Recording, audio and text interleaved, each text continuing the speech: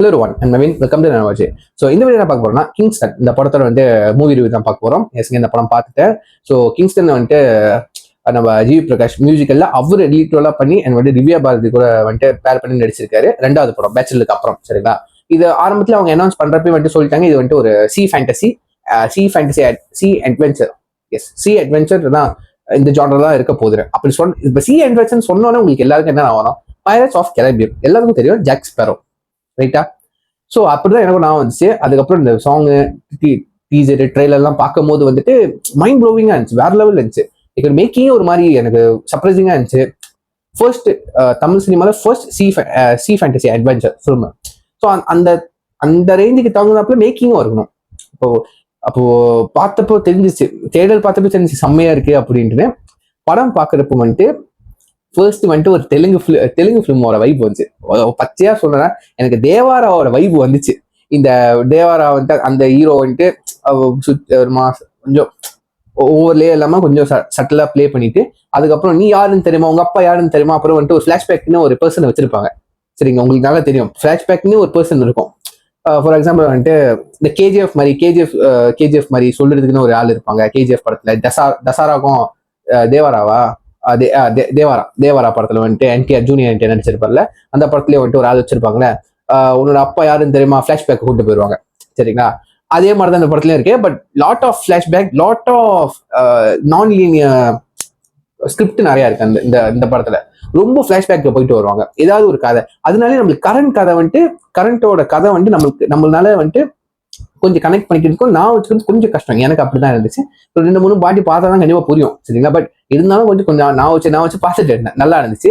Making voice நல்லா இருந்துச்சு. அதுக்கப்புறம் விஷுவல் வாய்ஸ் நீங்க கேட்டீங்கன்னா இந்த கடல்ல போற மாதிரி, தண்ணி ஊத்துற மாதிரி, இந்த லைட்டிங்ஸ், இந்த கிரீன் அண்ட் ப்ளூ ஷேட்ஸ் எல்லாம் யூஸ் பண்ணிருப்பாங்க. அது ஹாரர் வைப்புக்கும் செட் ஆனிச்சு, மிஸ்ட்ரி வைப்புக்கும் அவ்வளவு எடுத்து கொடுத்துச்சு. அந்த ஹைலைட்ஸ்லாம் அவ்வளவு எடுத்து கொடுத்துச்சு. எனக்கு ரொம்ப உண்மையிலே எக்ஸைட்டட் ஆகிட்டேன் பாக்குறதுக்கு. அப்புறம் இந்த பேய்லாம் வரும் கடல்ல இருந்து, இந்த கடல் ஷாட்ஸ் எல்லாம் எடுத்திருப்பாங்க.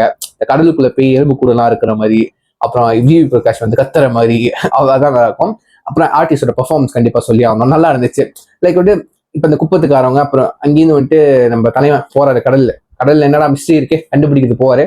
அங்கேருந்து என்ன ஆயிடுச்சு, என்ன ஆகுது, உண்மையிலே அங்க ஒரு மிஸ்ட்ரி ஹாரர் வைப் அந்த மாதிரி இருக்கா இல்லையா, என்னதான் இது அப்படின்னு அதோட ஜேர்னி தான் இந்த கதையே. சரிங்களா, ஸோ வழக்கம் போல தான் எல்லா படத்துலையும் ஹீரோட இன்ட்ரோடக்ஷன், ஹீரோயின் இன்ட்ரோடக்ஷன், லவ் பாட்டு, இன்ட்ரோ பாட்டு அதெல்லாம் இருந்துச்சு. அதுக்கப்புறம் கதையை நகருது, கடலுக்குள்ள போறாங்க. அங்கேருந்து என்ன நடக்குது. சரிங்களா, அங்கே இந்த பேயை கொண்டு வராங்க. அப்புறம் புதையல் மாதிரிலாம் ஒன்று காமிப்பாங்க. அப்புறம் இந்த படம் பைரட்ஸ் ஆஃப் கரீபியனே பார்த்துருக்கலாம்னு சில பேருக்கு தோணும். சில பேருக்கு பைரட்ஸ் கரீபியனும் தேவையில்லை, இந்த படமும் தேவையில்லை, நீங்க எடுத்ததே வேஸ்டா அப்படின்னு தோணும், வச்சு குழப்பி வச்சிருக்கீங்க அப்படின்னு தோணும். எனக்கு பர்சனலா வந்துச்சு. எனக்கு அந்த மாதிரி தோணாம டீசெண்டா இருக்கு. ஒரு கிரேட் ஐட்டம். சரிங்களா, பைரட்ஸ் ஆஃப் கரீபியன்லாம் கம்பேர் பண்ணவே வேண்டாம். நிறைய பேர் அப்படிதான் பண்றேன், நானும் கம்பேர் பண்ண சொல்லல. இப்போ நீங்க சி அட்வென்ச்சர் சொன்னாலே பைரட்ஸ் ஆஃப் கரீபியன் தான் மைண்டுக்கு வருது எனக்கு. சரிங்களா, ஸோ அதெல்லாம் அந்த மைண்டையும் தாண்டி அதை தவிர்த்து வச்சுட்டு நான் என்ன பண்ண இந்த படத்தை சோலோவா பார்க்க ட்ரை பண்ணேன். ஸோ எனக்கு கொஞ்சம் சிலது ஒட்டுனுச்சு, சில ஒட்டுல. எனக்கு ஒட்டாதது கனெக்ட் ஆகாதது ரொம்ப அந்த பிளாஷ்பேக் போர்ஷன் போடுறதுலாம் எனக்கு பிடிக்கவே. ஒன்னு பிளாஷ்பேக்கை முடிச்சுட்டு அப்படியே கரண்ட் கதைக்கு, இல்லாட்டி கரண்ட் கதையில நீ நடுவில் பிளாஷ்பேக் சொல்லிட்டு அது ஸ்வீட் அண்ட் ஷார்ட்டா முடிச்சுட்டு கரண்ட் கதைக்கு போயிட்டு தான் நம்மளுக்கு கன்ஃபியூஸ் ஆயிரும். அதனால எனக்கு இந்த மாதிரி படம் பிடிக்காது. பட் இருந்தாலும் பார்த்தேன், இன்ட்ரெஸ்டிங்கா இருந்துச்சு. ஸ்டாரி ஆஹா ஹோன்னு சொல்றதுக்கு இல்லை, பட் மேக்கிங் வைஸ் எனக்கு ரொம்ப பிடிச்சிருந்துச்சு, ஃபேண்டாஸ்டிக்கா இருந்துச்சு. எனக்கு கண்டிப்பா சொல்லுவேன். ஸோ தேட்டருக்கு எக்ஸ்பீரியன்ஸ் போன ட்ரெய்லரோட ரியாக்ஷன் சொல்லியிருப்பேன். ஒரு பெஸ்ட் தேட்டருக்கு எக்ஸ்பீரியன்ஸா கண்டிப்பா இருக்கும். எனக்கு அப்படிதான் இருந்துச்சு. ஒரு கொடுத்த காசுக்கு செம்ம ஒருத்துப்பா தேட்டர்ல போய் பார்த்துது அப்படின்ச்சு.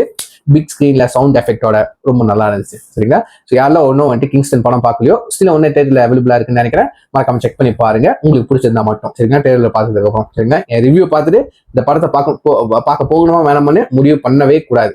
இது என்னோட கருத்து, என்னோட பர்சனல் ஒப்பீனியன் நான் ஷேர் பண்ணிக்கிறேன்.